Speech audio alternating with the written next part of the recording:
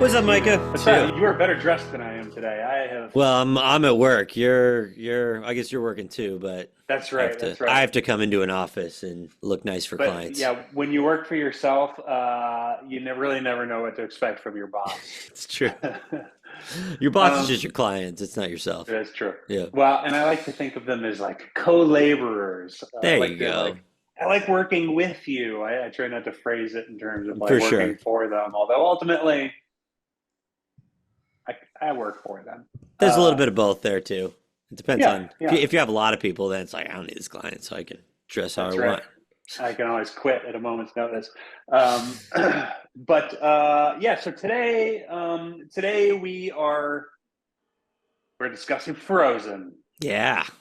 the runaway hit Frozen. And you had said something like right before we got on. Describe Yeah. your experience of watching Frozen in preparation for this call. Yeah, so I was prepping for this last night, and I was going through Frozen. All the times when I'm like, rewatching old movies like this I've watched, it's like there's all these ideas that start popping in my head. Like, all right, what's the symbolism here? What's this piece mean? Oh, here's how this theme connects to this thing that happened earlier, right?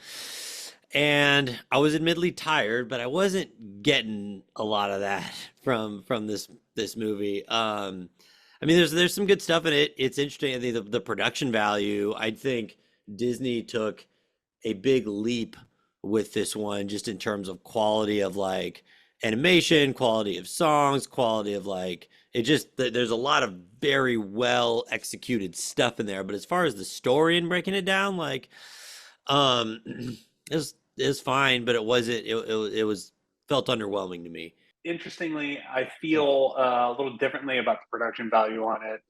Really? But I don't know if that's justified. So I'm looking up specifically when it came out, which is 2013 is what it says 2013. here on the old IMDb. Yeah. Let me just check real quick for context. Okay, timeline of every Disney movie in chronological order. Let's look at. Oh, this is when they're supposed to have taken place. I think that's not fair. No, I got the release date for this is November 27, 2013. Great. And so what I'm curious about is the things that came out like immediately before it and immediately after it. Yeah. So just to place context, because on the topic of production value, I had the feeling watching it, especially recently, that it was almost one of those things where it was maybe supposed to have been a direct-to-video release, and they said, "Oh, there's something to this one. Let's like pump it up." So like Wreck-It Ralph came out a year prior. Oh, interesting.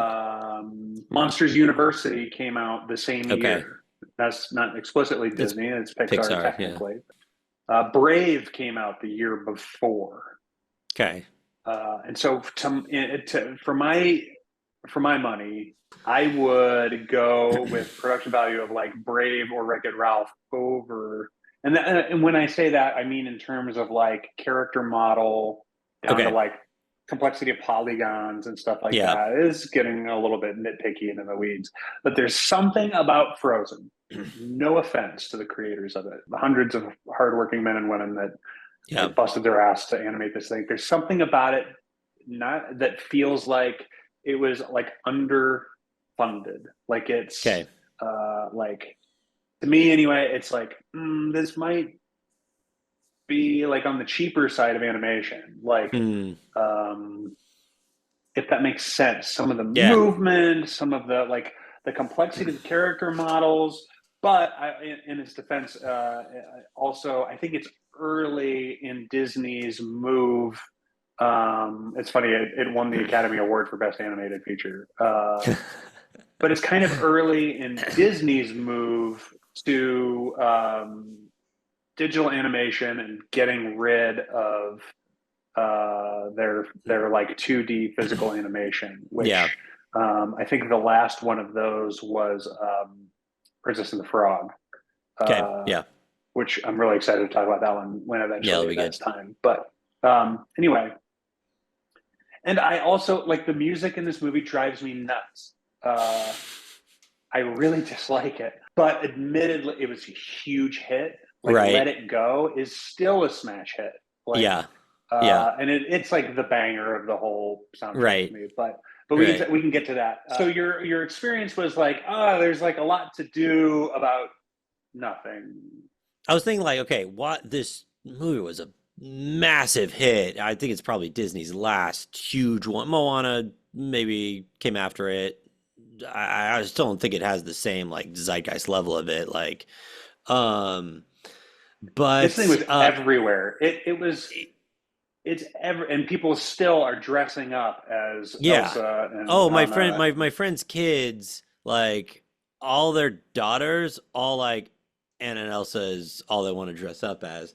Yeah, yeah, And I was like, okay, what was it about this that really just stuck? And I just get like, is it the return to the princess thing? It was the first there's princesses, there's a castle, there's a big air, like, I just gotta think it's that yeah. because like the story in and of itself is fine. Like it's not, I don't think there's these like deep themes that really like call to you. I mean, look, this is what we do. We overanalyze this stuff Yeah, and yeah, nerd out going deep. So it's like if I'm doing that on this movie, like I'm not seeing where the through line kind of throughout the movie on that. It kind of started breaking into like this postmodern, you don't need like a prince in order to have true love or whatever. And it I think a lot of the story, that's kind of the ethos of it throughout it. I noticed that much more this time with the Hans character, and why he's like,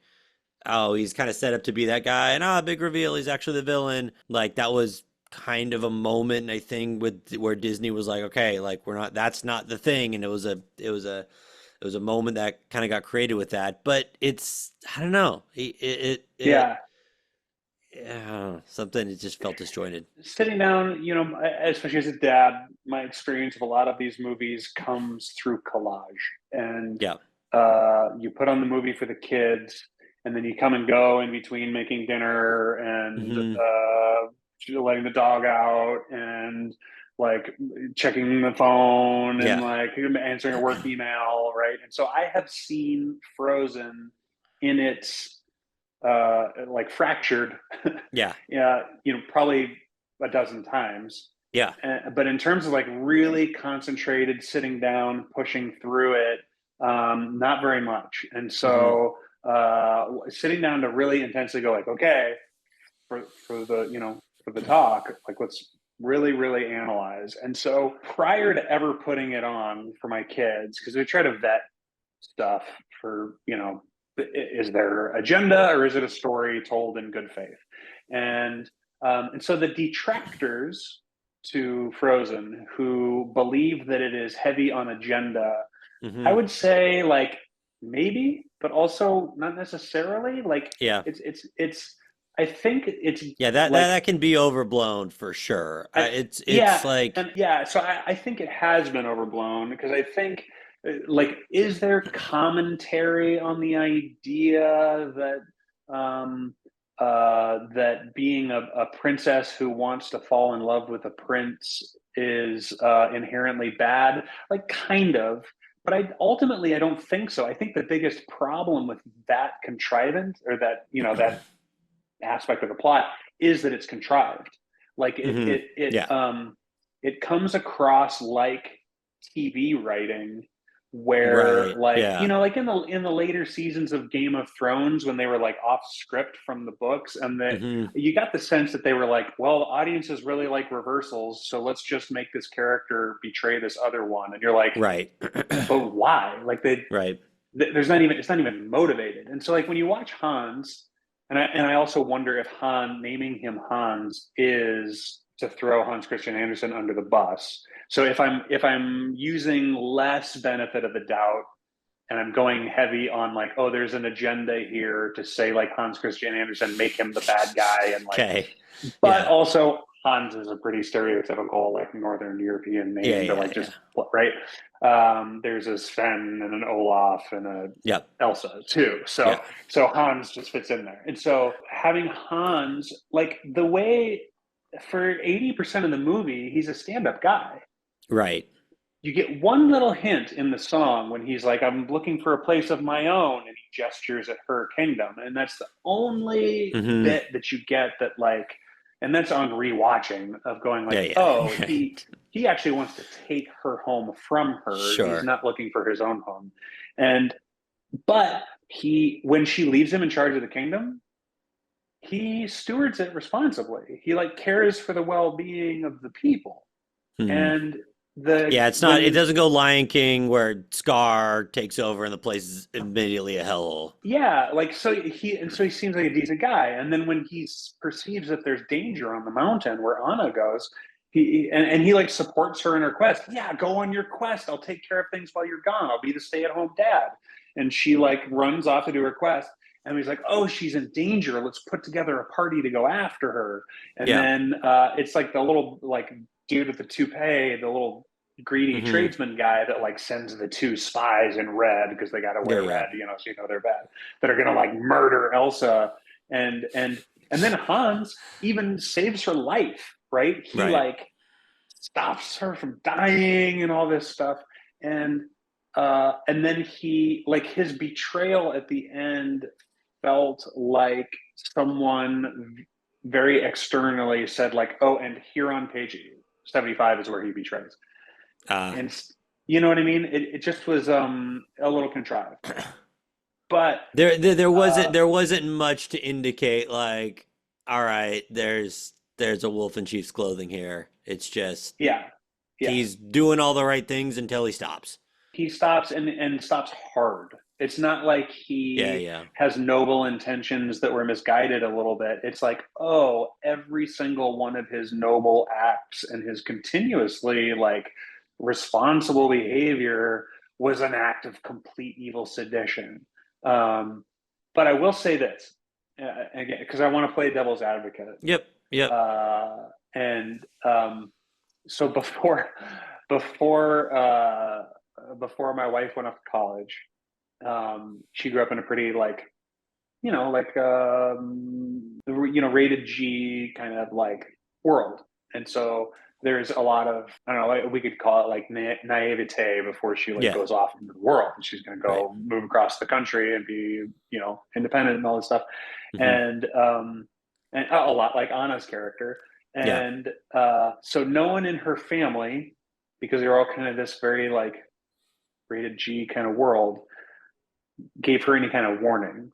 But mm, her uncle, who married into the family, was like, you need to know something before you go to college. A boy will tell you anything that it takes to get into your pants, yeah, and he will tell you that for as long as he has to in order to get into your pants. And so just know that before you leave, homeschooling and all this stuff to like go out into the sure. world. And so he was the first like grown man in a position of advocacy to step Yeah, in and like give this unbelievably important piece of information, which is unequivocally true, and not right. true of all men, but true of men who are willing to take that Yes. strategy. And Yeah. so that's one thing that I think, because Frozen, my son loves Frozen too, but not the way my daughter loves Frozen. Hmm. And she's 3 Yeah. and has Down syndrome. And so, Yeah. to the extent that she fully grasps the whole thing, I don't know. Right. Uh, but she loves it. And she Yeah. can only say a handful of words, and 2 of them are Anna and Tessa, right? Uh, so so there's something that is inherently valuable in that message, even though to me it seems contrived, Yeah. that like, yes, there will be Hanses and they will do everything right to Hmm. get what they want. And Yeah. what they want is what is yours and what's like precious to you, which Right. in the Disneyfication version is like your kingdom and your Yeah. birthright. It's Yeah. so that's my steel manning Yeah. of the thing that I'm simultaneously critical of. But I don't know, anything come up for you? Yeah. I mean, that's a big part of the princess journey too, around like naivete. You're in the castle, you're getting exposed to real life and real people, ultimately like learning to be a ruler with that. I bristle a little bit whenever anyone paints with too broad of a brush. This movie is all this, right? Well, this movie's a bunch of things, right? And there's that, and there's these kind of good elements to it, and then there's these other things. It jumped out to me like how many comments there were of like, oh, you can't marry a man you just met, and that sort of thing, which is kind of taking a shot at like their old content, old Disney content too, which like fine. It's not particularly interesting for me in the long run, but it's fine. And there are cultures all around the world where you still marry a man that you just met because someone else told you to. Right. Which to me, I think just as it ages, that stuff it'll make it feel very of its time. It's not like the timeless quality around it. It will show, as time goes on, it will continue to show to be lacking the way like other movies we've talked about don't. This is how popular this thing is. The Let It Go is still probably the most famous Disney tune of the last 20 years. Yeah, it's got to be the most played of the last 20 years. Yeah, it's in a weird spot of the movie too, because she's like bailing on everyone and she's like, all right, I'm out, and then I'm gonna let my powers rip, casting off all burdens of society's ever put on me or whatever, right? So it's easy for that to kind of come off as this like postmodern anthem, and I think it's gotten a lot of criticism around that it's just I don't need anyone, and the way I feel, the line, no right, no wrong, no rules for me, I'm free, right? People are like, what a terrible message, right?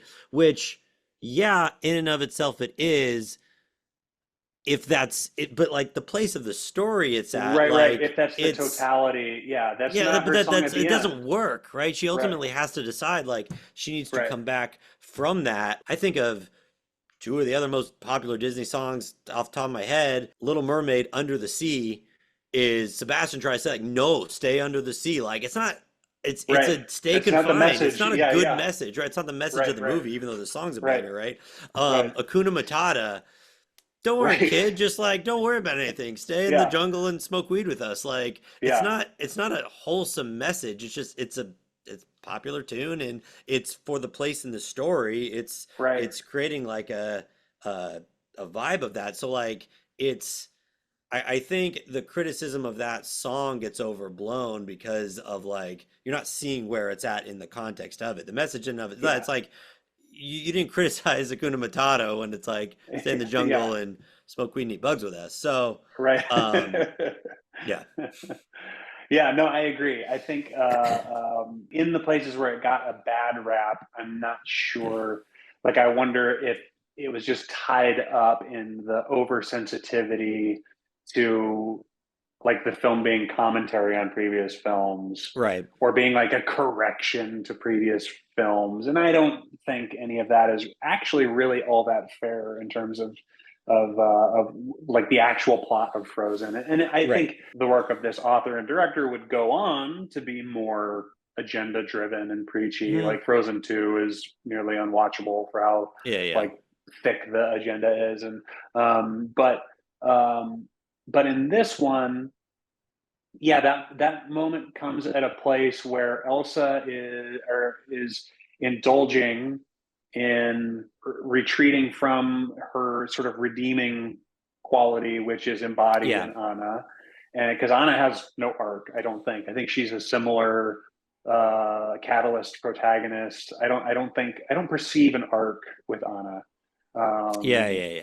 And so it's kind of like Cinderella, which is tough because she, on the one hand, is engaging in the journey of the naive wanderer or the naive adventurer, the way Moana does, the way Wonder Woman does in the first Wonder Woman movie. But in those movies, those characters have arcs. So she's engaging in the naive adventurer, but personifying it in terms of like the divine bride, where you're like Cinderella, because Cinderella doesn't have an arc, but all the horrible stuff comes her way and she has to endure. And so there's something about it that feels like, again, it comes back to your experience of like, I could kind of fall asleep because it's just not particularly strong choices for the story. So anyway, so Elsa's in the midst of her retreat, and that's where Let It Go comes from. And it is letting go that actually imperils Anna's life and is embodied in this giant destructive snowman who will rip everybody apart and throw them off cliffs. And Right. so Let It Go leads to the same way Hakuna Matata leads to Simba's excesses. Let It Go leads to Elsa's excesses. Right. And so isn't that telling that that's the message that people want to leave with? Yeah. And think that that's where I should stay, is in the midst of surrender to my excesses. And so well, because ultimately she like, it's kind of fast forward to the end, she learns to control her powers by embracing the love she has for her family, for her sister, and like that's the which going back to the beginning of the movie, like I think that's her parents' failures. They're just like, squash it, like don't ever have this. And it's not the trolls at the beginning tell the parents like, yeah, you got to teach her how to control this, and they don't. They just teach her how to squash it. They mistake suppression for control. And I think that could have been a real interesting theme throughout this, but it's still, that would require an ethos. Like, what's the proper place for this unique power, this unique energy to go? Yeah. And instead, it's not really about that. It kind of has elements of it, but I think that's a lot of the stuff in this story is like, it's kind of about this, but it's kind of about this like Prince, you don't need a guy thing, but then it's kind of about like Hans, Christoph, like there's a lot of different pieces of it, but overall the story, it's felt a bit all over the place to me. Similarly with the music is a little all over the place. And so I think part of why the music overall drives me a little crazy is because it's like operetta in style. I mean, it feels very Broadway style to me. Yeah, but it feels like an operetta Broadway. It doesn't feel like Aladdin Broadway. Okay. You know, like the Tim Minchin, like giant numbers and stuff like that. It's like operetta where you kind of like talk sing all the way through. That shit drives me crazy. Like, and so I'm just willfully admitting that like I just don't like operettas. And so I'm not the right guy to judge the music in this. But there's parts of it, like in the opening, Anna's opening song about like, open up the gates. With all these colloquialisms in it, where it's written like your mom trying to talk like a teenager, like just to go back to your timelessness comment, like right. It feels like, oh well, I'm writing it like the cool mom, like right. I don't know if I'm gassy or somewhere in between, and it's like really we're gonna like really. And having likes in there, like you actually put like in the lyrics. When Hans is like, yeah, I know, cause like, and it's like, wait a minute, Prince, like what's going on here? I mean, are you contestants on The Bachelor having some film but also scripted scene? Like that's kind of how a lot of those songs feel. It feels like mom trying too hard, but that's good. But I feel okay in having this kind of criticism, not because I have an iota of ability to write a song, but because it was such a smash hit. It's like I feel okay, voicing someone. I'm certainly not punching down at the soundtrack because it's like maybe one of the greatest selling animated soundtracks of all time. But again, in its defense, Josh Gad's performance just is like it drives me crazy. But man, his vocal performance on his Snowman song is so good. Like his little song about what snow does in summer is great. It's well written. It was funny. It's got a couple of lyrical surprises in there and some little mechanisms that are great. And he sells it. Yeah. And similarly with the Trolls, when they sing about when they're gonna like set Fix Her up Upper song. What a great choral number. Like it's so good. And so here I am again arguing against myself, pitted against myself, like Anna and Elsa are pitted against themselves. There you go. Right. You're embodying the story right now, Micah. Driving conflict of the whole thing, I think you could personify as perfect love casts out all fear, right? Mm-hmm. So Elsa is controlled by fear. Yeah. She's motivated by fear. And Anna is compelled by love, and she mistakes it for romantic love. Yeah. But so she's driven by love in general, whether it's sisterly love or romantic love. It's a surfeit of love. She continues to have a surfeit of love throughout the entire movie. When we get to the end, Anna demonstrates perfect love. Again, no greater love has any man than he who lays down his life for his friends. And so Anna lays down her life for her sister, personifies, no greater love. So she personifies ultimate love. Yep. And what it costs her is the thing that she wants most, right? Is romantic love, as Christoph is running towards her. Now she knows through the process of this movie, and this is the classic romantic comedy structures, that you got the Bellamy, you got the guy that's really good on paper. He's not actually good for you. What you need is, and Christoph's Han Solo, right? Like he's got a Chewbacca, his sled is a Millennium Falcon, like this shitty ship, right? So like the princess is really in love with Han Solo. Yeah. And here he is running towards her, and she has to give up in that moment the thing she wants most, which is romantic love. Yeah. And instead she lays down her life for her sister. It's awesome. Yeah. And ultimately it falls short of being this biting commentary on desiring romantic love, I think. Yeah. And it's just that, like we've kind of said, it's kind of done in a middling and diffused way so that it doesn't feel that weighty in the moment. Yeah.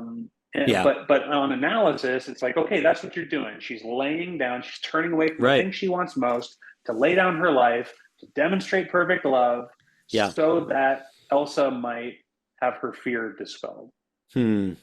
And it's just that it happens late in a way that's unfocused, in a way that where I feel like that statement of like perfect love casts out all fear. We didn't really explore what perfect love is, what it costs, what it isn't, what it looks like. It was all externalized. Yeah. Instead of being internalized. Well, and then it just put there at the end, right? So it's this and she just says it. Yeah, this thing that could be such a powerful moment, and it is on paper, and the moment itself, like, it works, but like there's not this emotional punch by the time you get there. It builds up to this climax, and then it's this ultimate expression of what ultimately the theme of the movie is. And it's like there's so many different themes that gets fragmented that by the time you get there, this genuinely powerful message falls flat. I think that ultimately kind of summed it up for me, is that it's more about the trappings and everything than it is about the meat of like that story. And then like the denouement just happens so easily. Like Elsa just turns on and goes, "Oh, love," and then boom, she can do it. Yeah. And it's like, your sister's been demonstrating totally unconditional love to you from the first page of this story. With the exception of like when she wanted to marry a guy and you wouldn't let her. Yeah. It was the only time she was like even remotely withholding from you, Yeah. And so I feel like it could have used like a few more eyes and a few more drafts on the screenplay to like drill down into the thing that really, really makes it pop and stands out about it. And that ultimately the like, if you were going to, someone might characterize Frozen like, oh, well, the ultimate message of that is that you don't need a prince. And it's like, well, you don't, for one thing, but she does wind up with Kristoff. Like, if Frozen 2 hadn't have been made and you didn't know that they like dated, which dating didn't exist back then. Like, oh, my boyfriend, so there's no such thing as a boyfriend. Like, that, again, not timeless. Like at the end of Frozen, they kiss and like they're going to be together. Like, that's right. Obviously, she does get her romantic love at the end once she's demonstrated her character in being selfless, and he's demonstrated his character in being selfless. Yeah. But like, there's this. They do it in Encanto as well, which we'll get there someday, where the climax of the movie is just sort of like a conversation. Where the biggest linchpin and like the character just kind of changes their mind because they get told a thing. It's like, the character has the light bulb go off, and then all of a sudden, like, oh gosh, I didn't realize that before, right? The change of heart. And that's a little bit of what I see. But hey, also, look, kudos to one of the most dramatic death and resurrection picturizations in these movies, since death and resurrection is a necessary part of the hero's journey. Like, man, she's dead. She turns to stone, and she's toast. So kudos to that. It just feels like there's a little bit of a I mean, there's Deus Ex Machina to get out. For sure, but it misses the mark in a lot of other areas. But like, I think a lot of the ways it really hits the target is just in the stuff that doesn't feel timeless to me. Right. The song, total banger. The characters, princesses in a castle. There's a return to that. I think people had been looking for whatever the new version of that was going to be for a long time, and so of course you're selling Elsa dresses everywhere to everyone's 3-year-old daughter. Like, so there's good stuff in there. Yeah, and again, this is evidence that we keep going back to. I think one of the pieces of evidence that there's good stuff in there is that kids keep wanting to watch it. Yeah. My kids never ask for, I'm going to pick on it again, they never ask for Toy Story 4 or Cars 3. Yeah. But Frozen 2? They don't ask for Frozen 2. Yeah. And we watched it because they did ask, because they loved Frozen 1 so much. Yeah. They wanted to see the next one. And then after we watched it, it's like, well, that was enough. But they still want to watch Frozen 1. So, okay, so we got to touch on the necessaries as well. Villain comeuppance. Yep. She punches him out and knocks him into the lake. That's about it. Yeah, the predatory guy who's only out for what he can get from this person, not to actually take care of her. He's exposed for what he is, right? Yeah, I guess kind of like he's mildly humiliated and mildly inconvenienced, and like so. In terms of like some of the movies we watch, these guys get cast into lakes of fire, right? So I think the guy, it's not exactly that. Yeah, he gets off pretty easy for what, like double homicide and like essentially what's tantamount to like the exploitive capitalist guy is like, we're not gonna trade with you anymore. It's like, oh, so Harvey Weinstein just gets like punched in the mouth and dropped in a lake and we're cool with that? Like, no. Like we gotta destroy this guy. You know, it would have been interesting to see some form of like, I don't know, symbolic castration. Like what would the thing have been? So if like, you know, Scar is flipped on himself and gets eaten by his own hyenas, his lies catch up to him. If Gaston falls off the roof because he didn't win the love of the girl and she's there to like save the beast from falling off the roof, right? Yeah. So what would the version of that in this one have been? I think it would have been the king of his land, because one thing that's clearly missing in this is like that idea of sort of like the paternal embodiment of like order, law and order. If the king of his land disowned him, right? Or so like Hans says he's like the last of his 12 brothers, right? And it's like, no, you're going to be still lowest on the totem pole now because like you've been exposed for the snake you are with that. You're not fit to go out and be my representative in like other lands. There's some like or if he somehow gets turned into a snowman, you know, like or like he gets his nose turned to a carrot, or you know, some way where it's like permanent emasculation. Emasculation, and also, like you said, unmasking. Like, so you came in masked as beauty, you're going to come out unmasked with your true character. The same way the evil queen in Snow White like remains a hideous crone to her death, because ultimately that's what she is inside. And so I think that would have been potentially lent itself to some more satisfaction with the denouement of that story. I don't know, what do you want to say about Frozen? It's nice. I mean, it's nice. I mean, kids love it, so I'm not gonna be the stodgy guy to be like, I didn't like this message because of all this stuff, right? Like it connects. There's elements of, like, I guess I ultimately feel Frozen. There's very cool moments. There's very cool things in it, right? There's this song that people love. There's this theme with the princesses and the castle and all the ways people resonate with that. There's kind of the trolls and this song that they have and the way, like, so there's, and even like the sacrifice Anna makes at the end, like there's these cool moments there. It just doesn't really feel like, where do these things all work and build up together. And lastly, something I'll say for Frozen is that I've noticed a trend in children's movies and in like family animated films. Like they're almost all PG now. they're almost all being made for a level of like complex humor Yeah. and like conflict that's nuanced and maybe dark and like with adult themes and stuff in it. And so one thing I will definitely say in favor of Frozen is it's an honest to goodness G-rated movie. There is Is it zero G-rated? I content. think I saw it was PG. Is it rated PG?